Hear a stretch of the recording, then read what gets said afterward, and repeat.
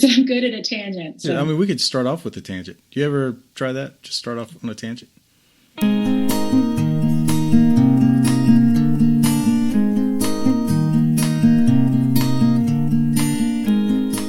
Hello and welcome to WNC Original Music, episode 115, the Muscovium episode.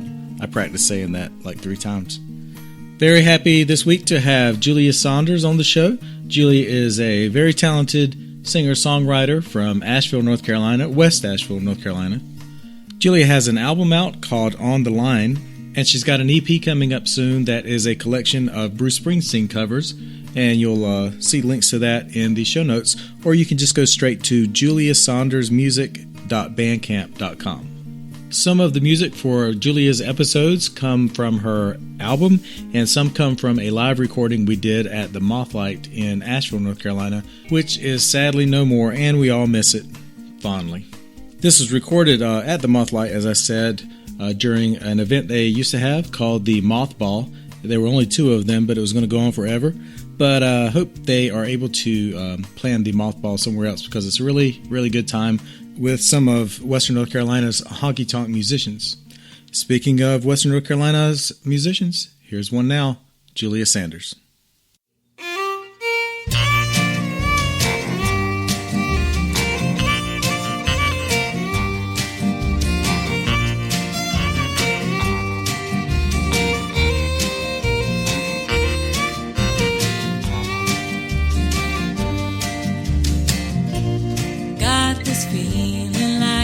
Hollow tree calling out for you to answer me.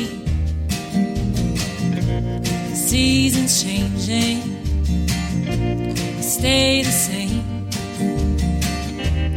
picking pockets of the rain. Got this feeling like you're somewhere. Fog is lifting and you don't appear. Still the wanting can't be tamed. I can feel the lines around your frame.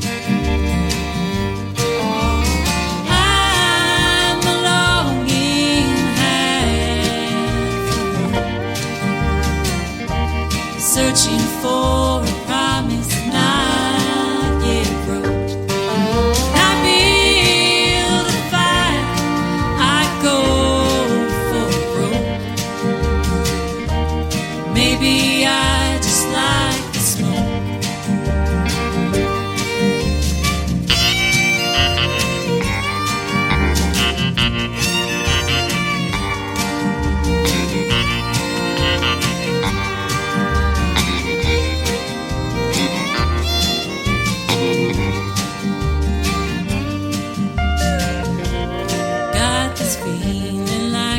All on me.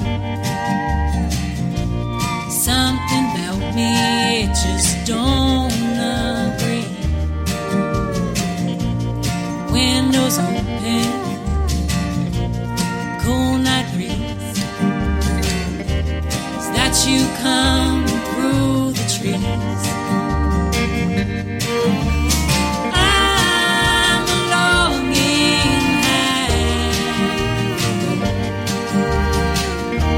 Searching for a promise not yet broke. I build a fire, I go for broke. Maybe I just like the smoke. I'm a longing half, searching for a promise not yet broke. When I build a fire, I go for broke. Maybe I just like the smoke. Maybe I just like the smoke.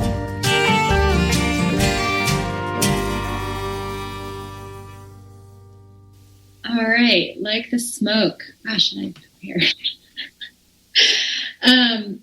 Like the Smoke was one that I wrote, interestingly enough, not really about anyone, but it was sort of like a love song about, the idea of being a romantic and kind of not having anywhere to put that, if that makes sense. A lot of it's just about being in that place where you're looking for someone and looking for a relationship and questioning yourself and trying to go through all the lyrics in my head. This is harder than I thought it was going to be. Yeah.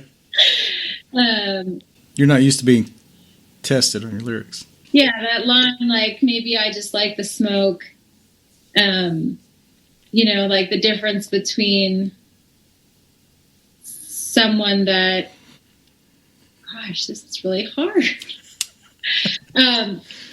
Just being the kind of person that goes after relationships and having this sort of concern about whether you're making good choices or whether you're chasing after passion or intensity or something like that, Is it like a play on where there's smoke, there's fire, or more like...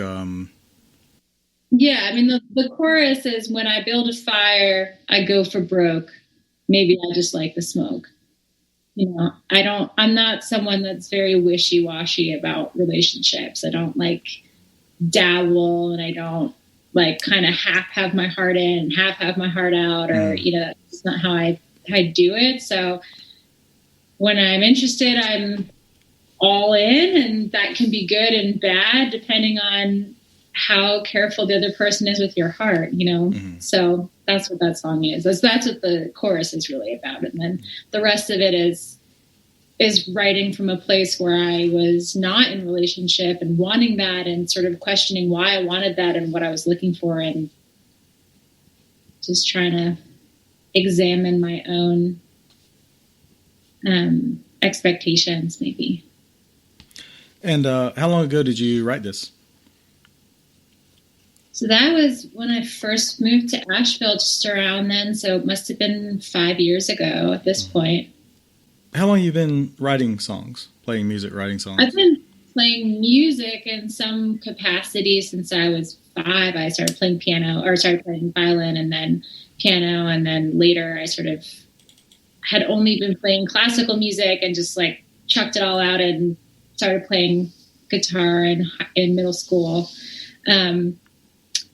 But, I was just playing other people's songs and learning other people's songs. And it wasn't really until I moved to New Orleans that I really got comfortable letting myself finish a song. And I think it's like really about letting yourself, like, I think, there was plenty of times where I would like start something, or I would have a melody, or I would play around with a song, and I was writing always, keeping journals and, writing,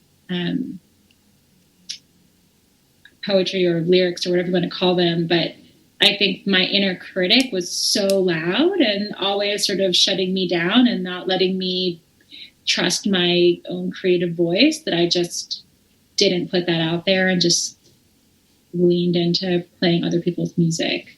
Oh, yeah. Mostly.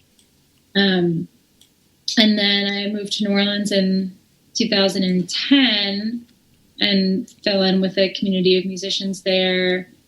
And it just really changed the way I thought about songwriting, and just to be able to see it in this really natural, organic way, and to watch people work through songs and, troubleshoot their lyrics and play around with it. And, we would just like sit around fires and play songs and go to friends' shows. And it seemed very natural and comfortable and welcoming. And it, it gave me, sort of the first inkling of like not stopping that voice of the song or whatever it is that's coming through you in that moment, Oh, yeah. I don't know where songs come from, but that's an interesting way to put it. Like it's not that you've lacked trying to bring it out. It's that you've actively been trying to suppress something that's trying to come out. Yeah. I mean, I think whenever like a melody would be in my head or a lyric would be in my head, and I would think about it, and then I would be like, oh, that's probably someone else's song, or, oh, that's a stupid lyric, or that's, you just get in your head about it, and then you don't you don't follow through, you know, or I'm not really a musician because I'm doing something else with my day-to-day life, you know, so I don't get to write music, or I don't get to, you know, trust this instinct of wherever the creative vision is coming from, you know. I see that a lot in musicians, where musicians think they don't deserve, like if they do it for fun, it almost feels like something you shouldn't do for fun, versus anything else, really, photography or painting, or, you know, people that do that might have that feeling, but I really see it strongly in musicians who feel like, you know, if you're going to do it for fun, you can spend $100 a year on it max, you know, otherwise you have to do it full time or something like that. But it's kind of a complex, maybe, they feel. Right. And it feels sometimes very impossible to do it full time with the way that the music industry is. And, you know, it's hard for that to be your full-time life. So.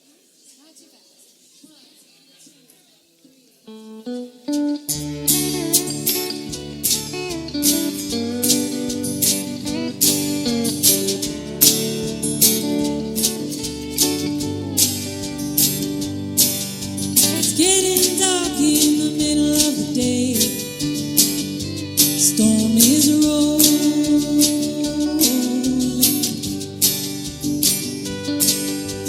Light the candles on the mantelpiece until it's glowing.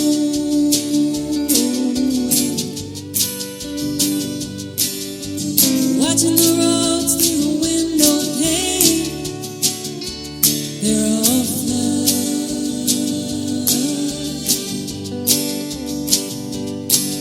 If you make it over, you can come on in. But are you staying?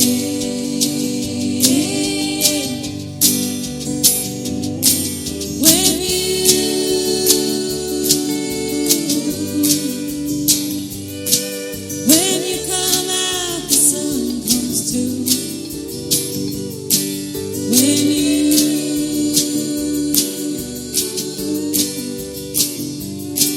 When you come out, the sun comes too. No, I wanna be the trusting kind and loving.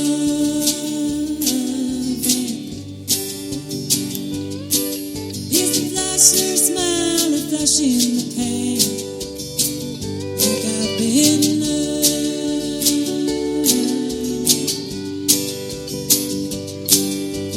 What's the point of being scared of fate when she's pushing?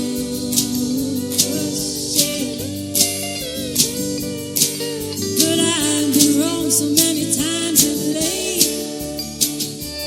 Is there no way?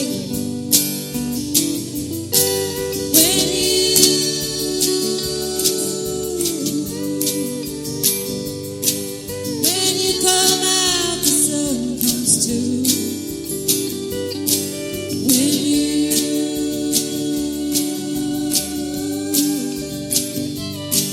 When you come out, the sun comes too.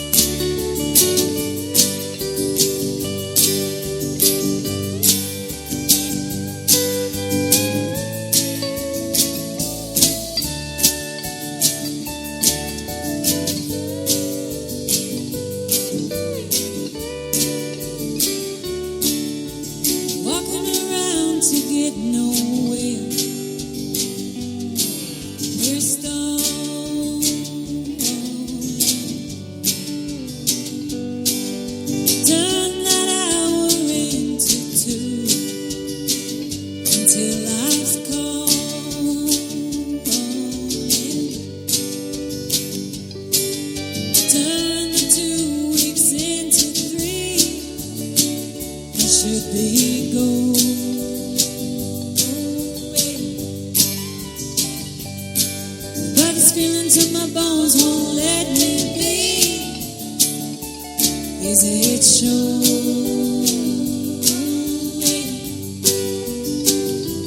that when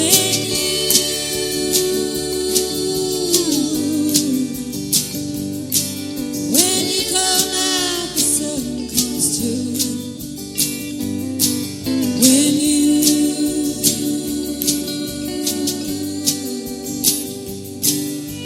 you come out, the sun comes too.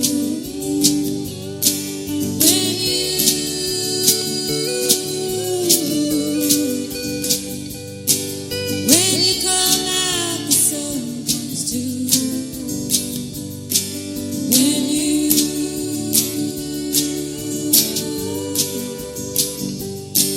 When you come out, the sun comes too.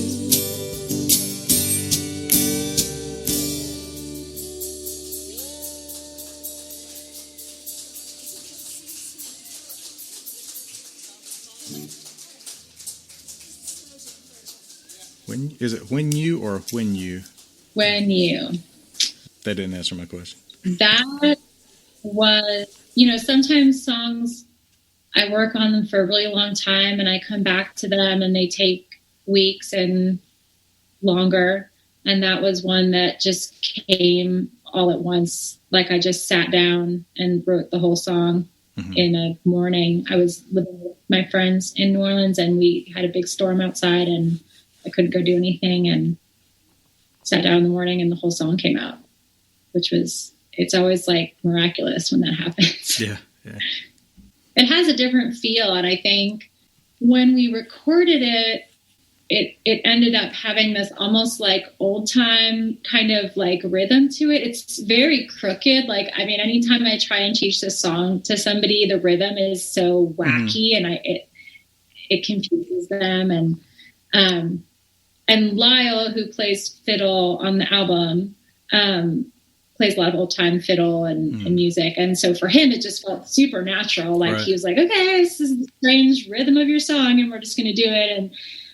And we ended up, I guess we played it more at a fast pace because it ended up having that kind of feel. And I think also I felt like a lot of the songs on that album were so slow and so sad and so intense that like, I probably really just like leaned in and got excited about a happy song, the couple that are, so I pushed it. But I think when I'm like left to my own pace with that song, I like it as like a relaxed kind of easy going, which is, I think has the feel for the song really is like this just sort of easiness when things are good and like you feel, like you're coming out of something and opening up and seeing the light at the end of a darker time. Yeah. Can you remember the first time you played an original song, a song you wrote for someone, and what that felt like? Probably utter terror. I think, like when I was in college, I was like very briefly in a band with some friends, and totally different kind of music. I was playing like punk music, but still writing. And I wrote a couple songs for that. And yeah, just like the terror of like putting your words, it's always the lyrics. Melodies, like there's nothing scary about melodies or even just singing that feels okay for me. But there's something about putting the lyrics out there and having your words out there and your thoughts out there is just so vulnerable in a way that's, I don't know. It's a lot. It still is a lot, it still is a lot. And I'm really deliberate about who I send songs to when I finish working on them and who I share with and when, and that's totally my thing that I guess maybe I should get over, but it's so vulnerable. I mean, maybe if I was writing songs that were, less connected to who I am and my like emotional state or my life. There are people who just write songs about heartbreak in general or relationships in general, right? Or like so maybe like history or politics or something like that. Totally. Maybe that feels really different, but for me, it's like opening up a page in my diary and like handing it to someone, and it just feels very, very frightening to do that. Yeah.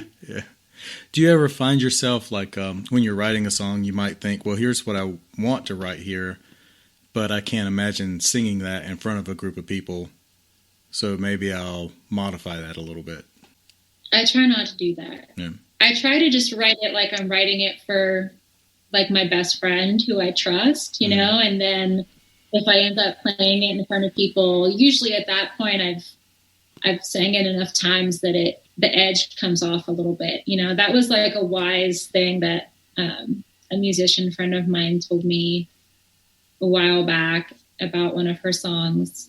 That, you know, it's like, it's so raw when you first sing it, and then it gets less and less and less and less and less. And then at some point you're singing a song and it's very different. Then you're not so connected to the original thing you wrote the song about, which is certainly true of all the songs on this album at this point. Like, I'm 5 years away from those songs. You can barely remember the lyrics.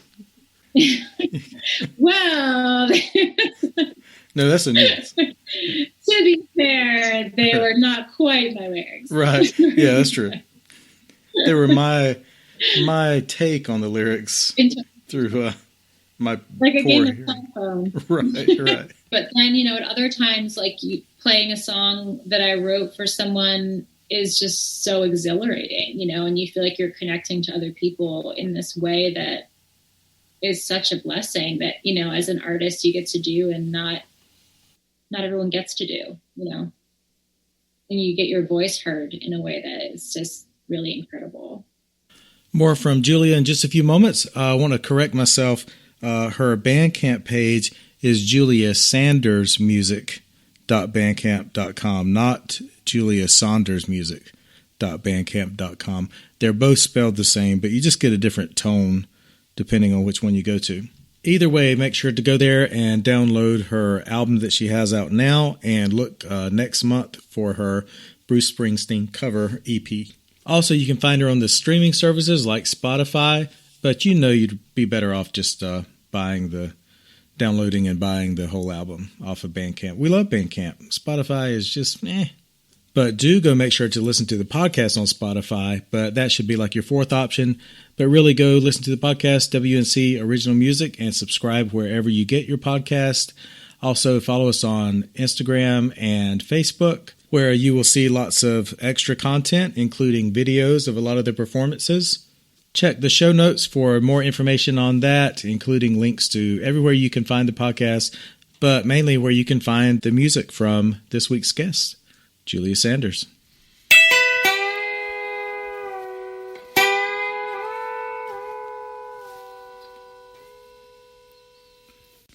This is Matt Walsh. You're listening to WNC Original Music.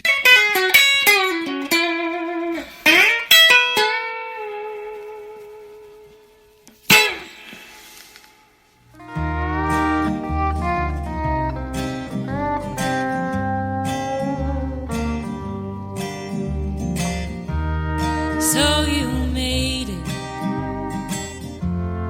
back into town, and you're hoping to see me around. All our friends say you've been taking it hard, acting like you were moved by the stars. Better call on someone.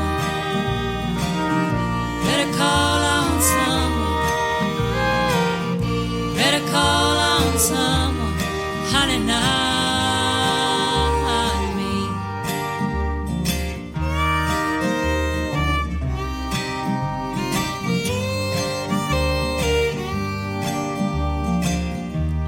Say you're hurting, losing a friend. Is that all I was to you in the end? All or nothing. Is it too much to so much time begging for your scraps. Better call on someone. Better call on someone. Better call on someone. Honey, not me.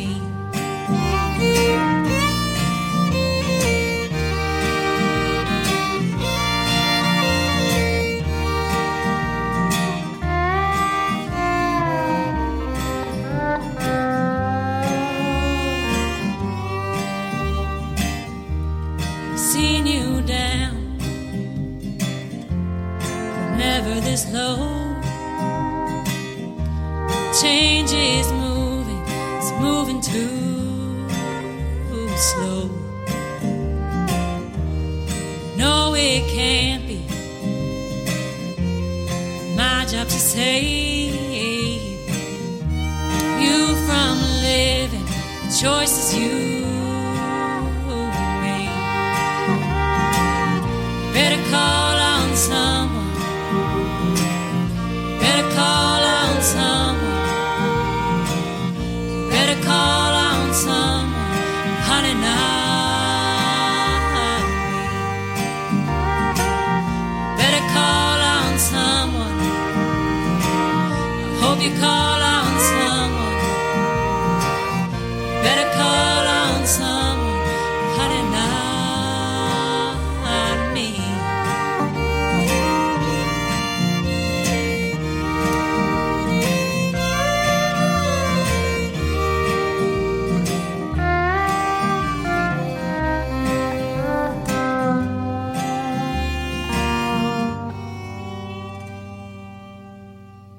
Yeah, I mean, that's one, speaking of songs where it's like, am I going to write this or am I not going to write that? You know, if I had thought about singing that in front of people for 5 years, I probably would have been a little more nervous about writing that one. But at the time, I wrote it in response to just figure out how I was feeling to myself, you know. And being in a situation, you know, when you're in a relationship and it ends, you've always been the person to comfort that person, and they've always been the person to comfort you, and you've been each other's, you know, support network. And then how do you not help each other through that? That's really what that song's about, you know. Can you talk a little bit about your writing process? Like you know, it's kind of a cliche question, but are you thinking about subjects all the time? Or you think you're throwing out like one line and you say, I like that line, or you have a little bit of music and you try to put a lyric to it? I almost always have a melody first. Almost always I'm like come up with a melody and then just try and like open up to some words that show up. I don't know how to describe that exactly. And then often that is like a light bulb for me of like, okay, that's what's going on in my life right now, or that's the thing that I need to write about right now. And then I can sort of more intentionally pull in lyrics and then often there's like all these gaps in it, and I just sort of have to take a walk or a hike or get my mind off of it, and I can sort of fill in the puzzle pieces. That's how it feels. You know, I end up with like a structure, and then I have to fit in a little bit. Do you have any songs? I'll find a line, you know, I'll be driving or walking or doing something, or, you know, I work as a nurse. I have a regular job, you know, so I'll be at work and I'll be like, I got to go write that down right now, or put it on my phone, you know, or like, you know, you go sing into voice memos in the bathroom like a weirdo. And, because if you don't, it's gone. I mean, any time that's happened to me and I thought, oh, I'll remember that melody or remember that, you'll never remember that lyric. It's gone. Yeah. So, do you have any songs that are like completely finished musically? Like you have all the chords and the structure and everything, but you have like zero lyrics written for it. You're just waiting for a lyric to put in there. No, I don't think so. I don't think so. I don't think that's how my brain works. Okay. usually I'll have like a chorus and no verse, or a verse and no chorus, or something, you know, and I'll be like half, but it's rare that the whole melody is in my head with no lyrics at all. Yeah. Because they, to me, maybe because I'm writing as a singer, but the words are so connected to how the melody becomes what it is. Is that weird? No, that's weird. There are no right or wrong answers here. No, that's true. I'm like, what do other people do?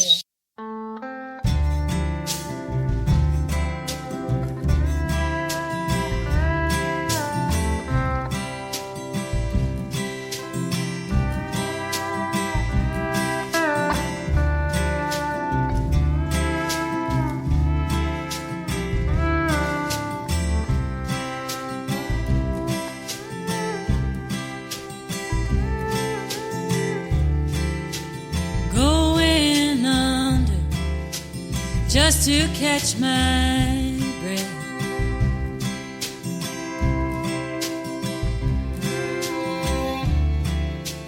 No, it's only daydreams. I'll take what I can get.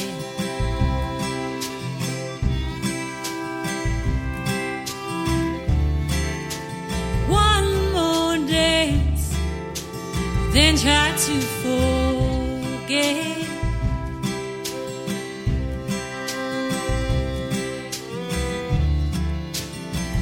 Around each other, hammer in my chest.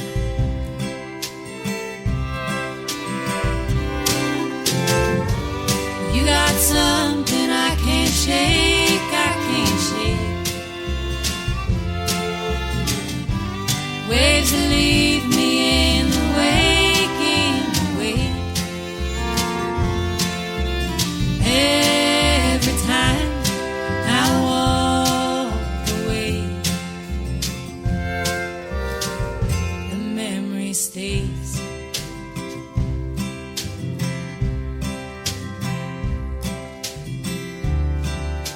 Sitting here beside you, I wonder, do they see?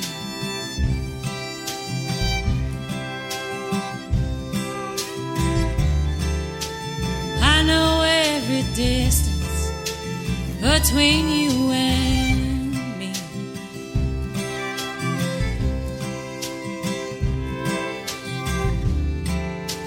The moon that pulls the waters, does it even know?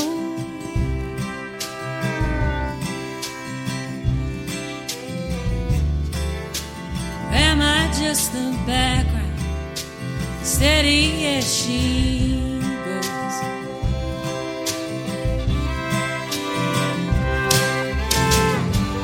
You got something I can't shake, I can't shake. Waves that leave me in the wake, in the wake. Every time I walk away, the memory stays.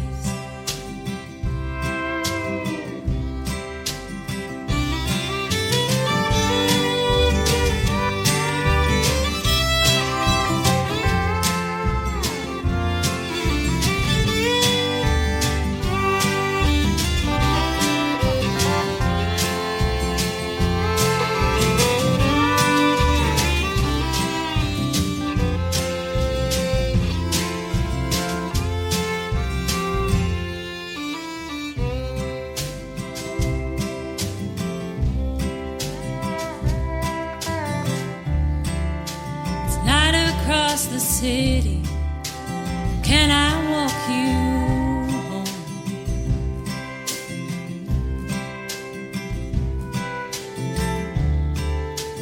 All your little nothings, like ripples from a stone.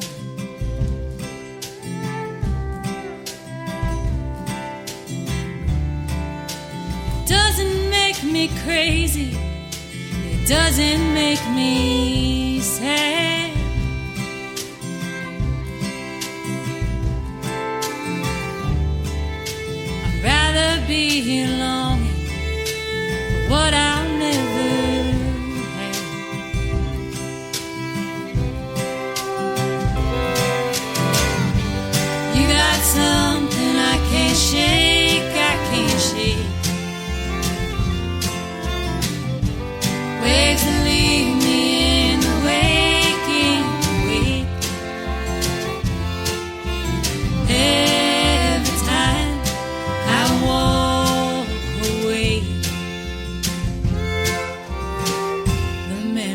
stays. That one is actually maybe one of the only songs where I tried to write from a more like theoretical standpoint than an actual thing that was happening. It was a song that I wrote at one point, and I wasn't happy with the like how the lyrics were, and I wasn't totally happy with it, and it kind of got shelved. And then when we went back to get ready to record for this album, I was like, I really like this melody and I like the idea of this song, but I don't like the lyrics. And so I sort of went back and tried to write almost like from a imaginary standpoint of, not imaginary. I think we've all been in that situation. It's almost like you have to like time travel or something. You have to be like, okay, I'm going to go back to this period in my life where such and such a feeling happened or this experience happened and write from there. You're not pulling from nowhere, but you kind of immerse yourself in what you felt then. Right. Yeah. So I just did a brief time travel. No big deal. Right. Yeah. And then I was really happy with how the lyrics and everything turned out. But yeah, for me, that was different to do. And also it was different for me to like forget about a song for that long and then come back to it. Often if I drop a song like that and I don't like it, then that's usually a sign that it wasn't a good one and it just gets lost. Sometimes like if I'm just, driving or something like, or not even driving, but like I would go and not meditate, but I would kind of relive something, not even for songwriting. I would just go and like relive something from my past and just, kind of think about it for a while and just kind of like, and I thought of it like time traveling. It's interesting, right now, like I obviously, how do I say this? I'm not in a tumultuous period of my life right now. I have a really wonderful partner and, I have a family and so things are really different from the place where I was writing On the Line from, which was like, fresh out of a really painful heartbreak and moving to a new place. And then, the beginnings of falling in love again, all of that was so fresh and those big ups and downs that are like so accessible for songwriting. I don't want to say easy because there's nothing easy about it, and so now moving forward, I am also still trying to write from where I am right now, but to think about, being able to pull from different periods of your life and different experiences and to keep writing from there is something that seems really useful. Yeah. That's, I'm a Bruce Springsteen fan, and especially in the, well, I love Bruce Springsteen. Oh yeah.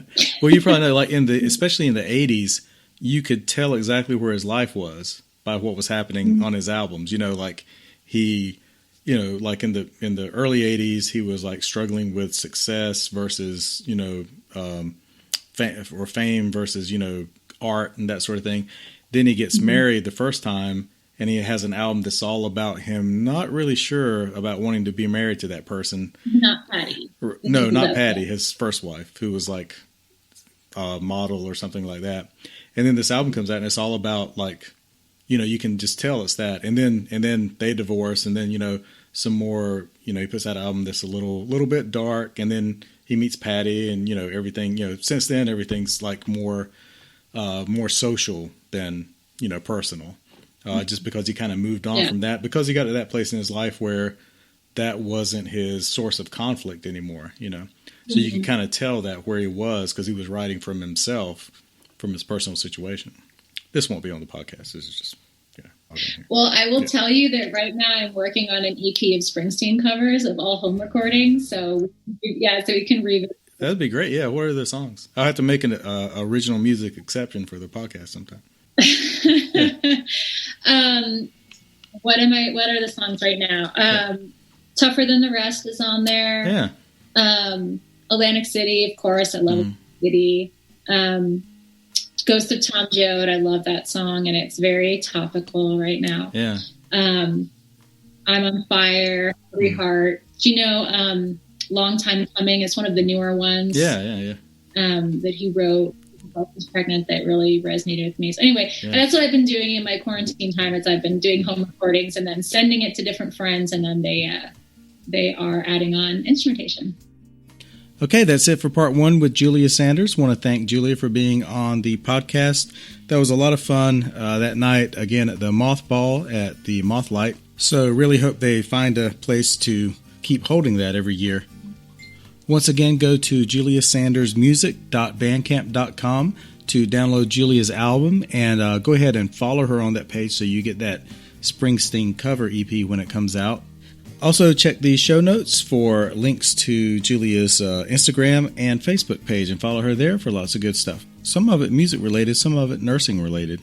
Don't forget to follow the podcast, WNC Original Music, wherever you get your podcast, wherever you got this one. Just follow it there. And also follow the podcast on Facebook and Instagram and all those places. For the closing song this week, very happy to have returning our friends in the Lily Vakili Band. You may remember they contributed a song for one of our compilations, the compilation to promote Get Out the Vote campaigns. And Lily and the band recorded a while back this song in honor of Women's History Month, and they were nice enough to let me use it on the podcast. You can find the band at lilyvakili.com, and you'll see links to that in the show notes. The song is called She Wants What, and here is the Lily Vakili Band. Have a good week.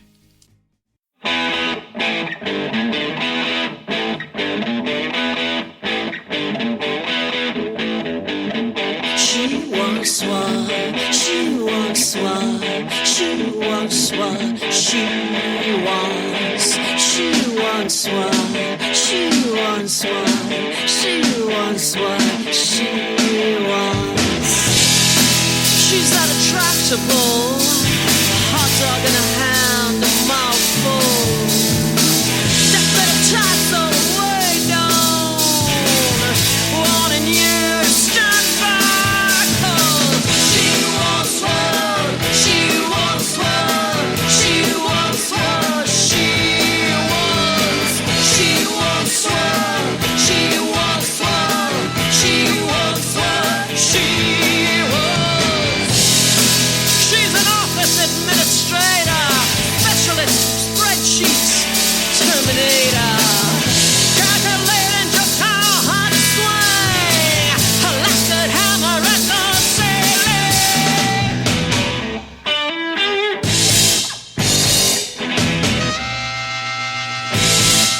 Hey ladies,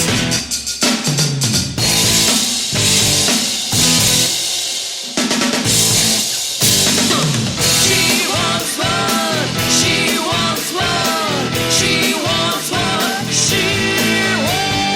She wants what, she wants what, she wants what, she wants. Hold the child to her breast, nipple liquid, vaginal sweat. Raise the world in her mindset, feminist agitator, no thanks. What? She wants everything, she wants everything, she wants what she wants. She wants everything, she wants everything, she wants everything.